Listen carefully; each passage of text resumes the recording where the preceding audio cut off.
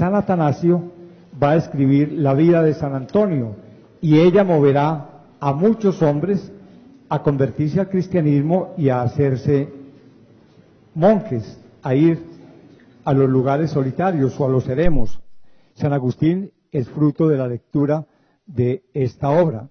Leía la vida de San Antonio escrita por San Atanasio y eso fue lo que lo llevó a él finalmente, antes de la gracia, a la conversión cristiana y a la conversión a la vida consagrada.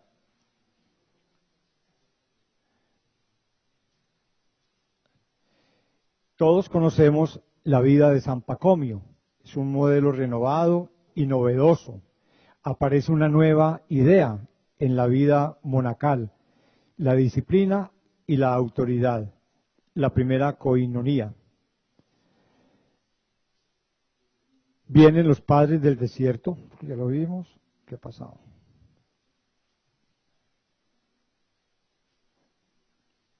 San Atanasio, de quien ya he hablado, San Jerónimo, que es un personaje muy interesante. En el 382 ustedes saben que él era secretario del Papa San Dámaso, tiene unos problemas en Roma que no voy ahora a relatar, y se va a Jerusalén, a vivir a Belén. Justamente es el hombre que desde la Escritura enseña a quienes lo acompañan que no se puede pasar un día sin tener la Escritura en las manos.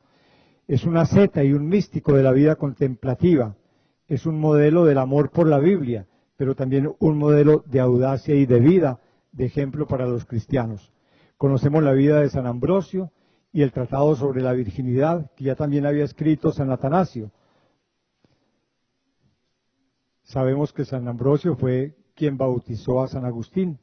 Este personaje es muy interesante, se llama San Eusebio de Vercelli, muy poco conocido de nosotros, porque él es el primero que crea una comunidad presbiteral en su diócesis, en Italia. Y justamente cuando San Agustín permanece en Italia después de la conversión en el año 37 y quiere buscar modelos de vida consagrada, de vida común, se inspira en lo que ya había hecho San Eusebio de Vercelli en su comunidad, primera comunidad presbiteral. Todos conocemos las colaciones de Casiano, las costumbres de los cenobios, la disciplina del hombre interior que llama a la perfección del corazón. De todos nosotros también, la imagen de San Benito de Nursia, el gran hombre que cambia toda la vida de un continente, que es el patrono de la cultura, de la espiritualidad, de un continente renovado en los valores propios del Evangelio, ora et labora. San Gregorio Magno, que quizá nosotros lo conocemos por otros hechos, pero no por lo que él hizo para la vida consagrada. Él convirtió su palacio en un monasterio, adoptó la regla de San Benito, y pasa de abad a pontífice. Y, por supuesto, Agustín de Hipona, que es el padre del monacato en Occidente. Sabemos todos que en Hipona, Tagaste, Madaura y todas esas ciudades del norte de África se llenaron de monasterios que después fueron como la despensa de los nuevos obispos que mantuvieron la fe, el cristianismo y sobre todo la cultura. No me detengo. Bueno, una nueva sociedad. Aparece Francisco de Asís, las órdenes mendicantes, Santa Clara de Asís, Santo Domingo de Guzmán, San Ignacio de Loyola, que ante el avance de la reacción luterana es herido por la gracia más que por un fusil y se dedica profundamente a buscar el amor a Dios, a la Iglesia, a una comunidad fundada en la cultura y en el Evangelio. Aparecen entre otros San Juan de Dios, San Juan de la Cruz, el gran reformador del Carmelo, junto con Santa Teresa de Jesús. Y viene la reforma luterana o el cisma que origina Lutero y la reforma de la Iglesia. Es el Concilio de Trento que le pide a las comunidades que se restauren, que se renueven. De ahí aparece la expresión de la recolección. Europa había sufrido mucho por la peste que había devastado casi la tercera parte. Entonces los grandes monasterios quedaron vacíos y quienes quedaron viviendo como religiosos fueron los famosos, tristemente, giróvagos, que iban por todas partes, no tenían asentamiento en ninguna comunidad, no obedecían a priores superiores locales, y entonces Trento llama a una reforma, es la recolección. Se genera sobre todo en los franciscanos, agustinos y dominicos. ¿Qué era la recolección? Ya Fray Luis de León, en 1588, en Toledo, hace lo que se llamó la forma de vivir, que es justamente como el documento oficial del cual nacemos los agustinos recoletos. Y consistía en que se podía venir a unos conventos, 2 o 3 señalaba el capítulo en su momento, donde los religiosos que quisieran llevar una vida más austera, de mayor recogimiento, de más oración y mayor ascetismo, se vinieran a estos conventos, y de allí nacen las recolecciones. Recuerden que a América los evangelizadores venían de comunidades que hubiesen pasado por el proceso de recolección. Una historia bien interesante, no tenemos tiempo para más. Aparece entonces de Trento al Vaticano, con las secuelas que todos conocemos, una forma de vida estacionaria, casi alejada de la iglesia. Las comunidades, sobre todo femeninas, tenían su propio capellán, no asistían a las parroquias, y una serie pues de fenómenos internos y externos que estaban minando. Aparece el concilio y nos regala el decreto Perfecte Caritatis. Son los papas que desde el Vaticano hasta hoy han trabajado intensamente por la vida consagrada.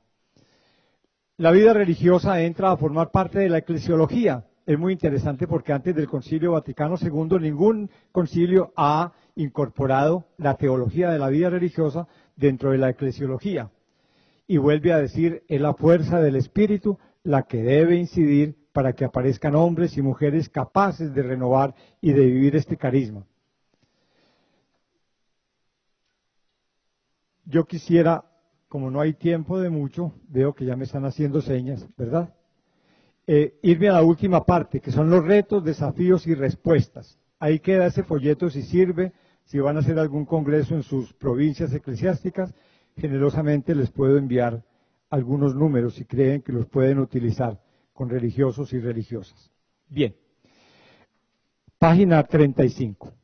Los documentos y escritos de la Iglesia, cuyo tema específico es la vida consagrada, señalan ciertos síntomas que de manera directa inciden en la fortaleza, vitalidad y la identidad de la misma, y a su vez indican los valores fundamentales y perennes que deben acompañar un verdadero proceso de revitalización.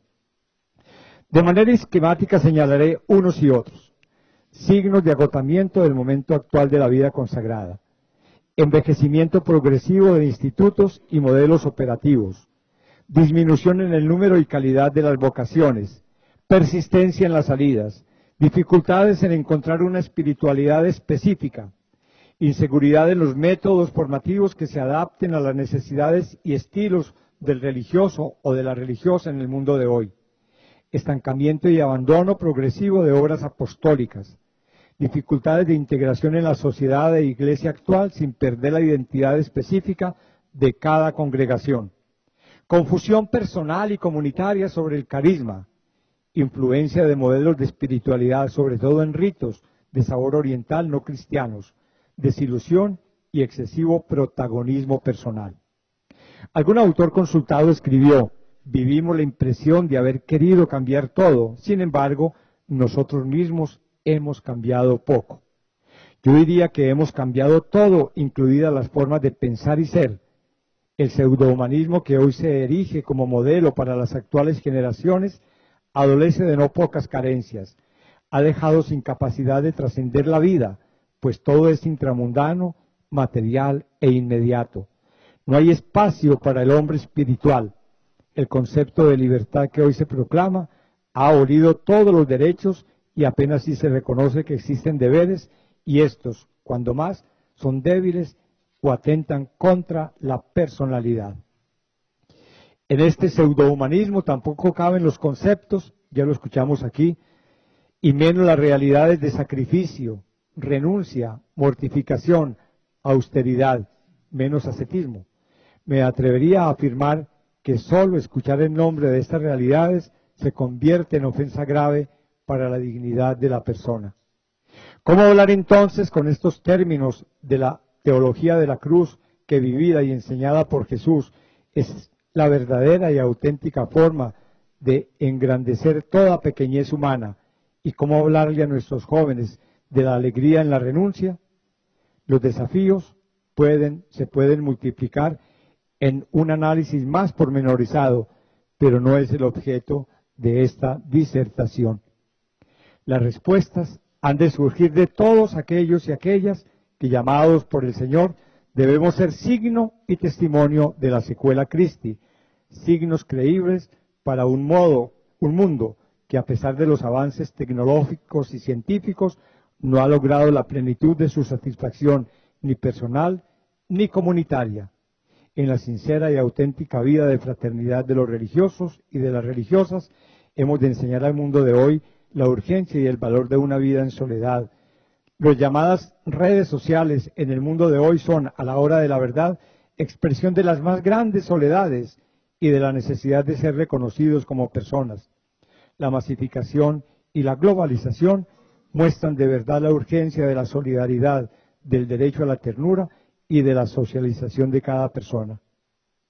Cuando apenas si somos capaces de vivir en el planeta Tierra, buscamos otros mundos siderales a los que queremos dominar y a los que pretendemos transportar nuestros gustos e inquietudes.